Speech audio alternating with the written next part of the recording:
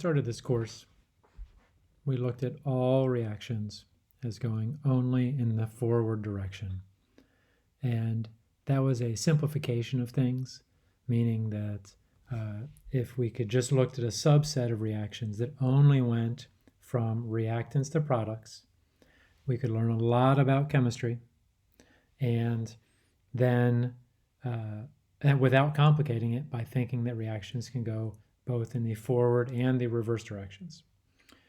Well, when we got to chapter 11 and we studied vaporization, we saw that something as simple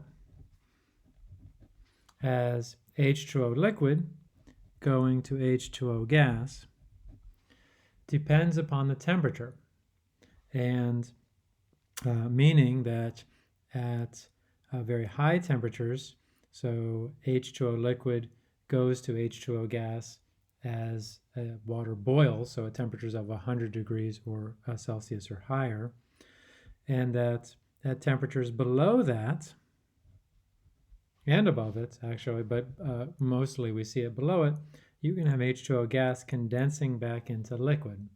So we said that there was what's called an equilibrium between these two, and that equilibrium in particular depended upon temperature.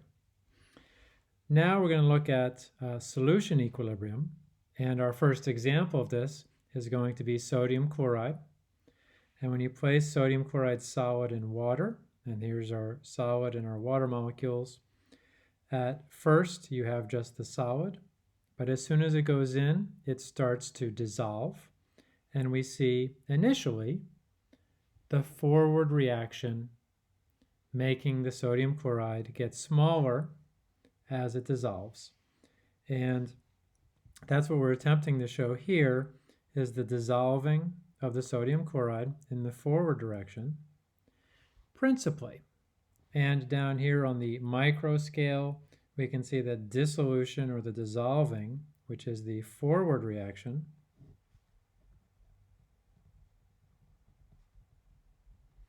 is happening more than the recrystallization or the reverse reaction.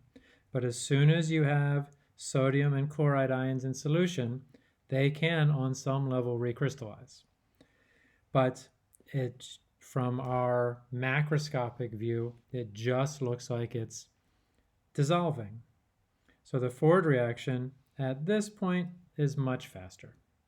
And the reverse reaction, so let's say faster, and the recrystallization, which is going from sodium chloride ions in either of these pictures back to sodium chloride, that is the reverse reaction. And it's slower, at this point at least. But then you dissolve more and you increase the concentrations of your ions, and you shrink the amount of solid until at some point the rate of dissolving or dissolution, which is the forward reaction, zoom in, the rate of dissolution and the rate of recrystallization are exactly the same. That's the state of dynamic equilibrium between the sodium chloride solid and the sodium ion and the chloride ion. And this just so happens to be at room temperature when the concentration of each of these ions is approximately 6.7 molar. And in Chem 400, when we started, in this course when we started, we just said sodium chloride is soluble. But now we have to consider that even sodium chloride has its solubility limits, and we'll talk about that. And the dissolution and the recrystallization, so they are occurring at the same rate at equilibrium. And it's fun to think about how you would test that hypothesis, because it looks like nothing is happening. But it turns out you can label these with different isotopes and watch the isotopes move back and forth even after equilibrium has been established. So, and I'm happy to talk more about that in office hours if you would like. Now, so that's dynamic equilibrium. And our picture of dynamic equilibrium, or one of the key phrases, is rate of dissolution or rate of forward reaction.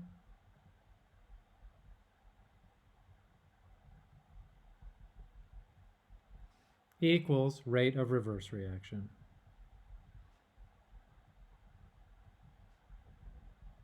So it's dynamic because the reactions are going in both the forward and the reverse directions. And its equilibrium, or what is equal about it, is the amount of reactants and products are not changing, even though the reactions are still going on. And we've talked about how at 100 degrees Celsius, you can set up a dynamic equilibrium. Actually, when in any closed container in which you have the vapor pressure, even if it's below 100 degrees, you can set up a dynamic equilibrium between the liquid and vapor phases. And that's sort of what we've been talking about all the time when we've talked about gases collected over water. So we've been doing this for a little while. And refining our perception of this as we peel back the layers of the chemistry onion. So, and a lot of this is going to actually be review of our solution calculations and things like that, but we'll add a number of new aspects too. So 3 terms here. A solution that has the solute and solvent in dynamic equilibrium is said to be saturated. And saturated means that as much as possible has dissolved. So as much solute as possible has dissolved.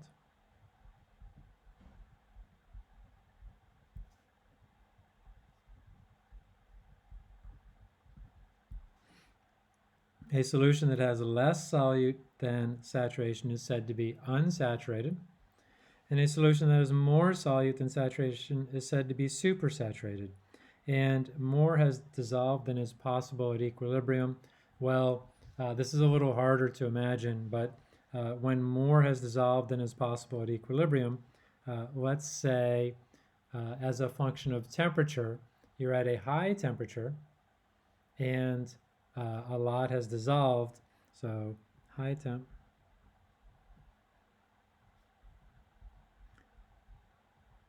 Dissolve, say, a lot of sugar. So table sugar specifically. And then cool the solution. And you can get at a supersaturated state where more has dissolved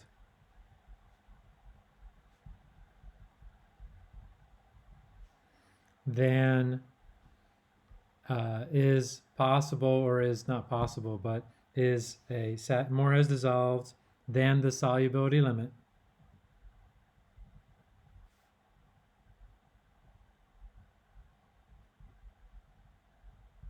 for that temperature.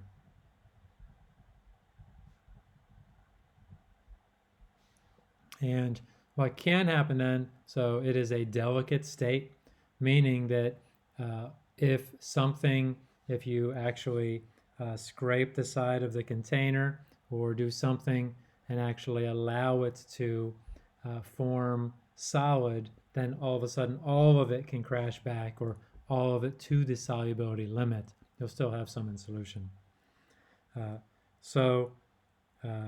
And one helpful thing to keep in mind for any time, because oftentimes what you want is you want a saturated solution, is if there is solid in the bottom of the container,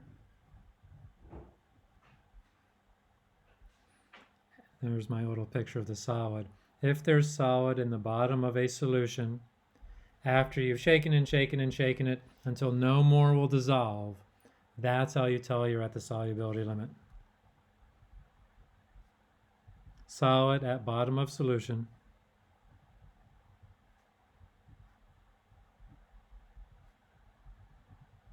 After mixing, shaking, stirring, mixing, shaking, for whatever time it takes to get as much dissolve as possible. And what you can then do is you can take off the solution and use it for an experiment And if you had sodium chloride and you wanted to make a 6.7 molar solution, or look at the details there, that's what I remember, you could make a saturated solution, then take off the solution, and you would know, depending upon its temperature, but at approximately room temperature, that you had a solution that was 6.7 molarity.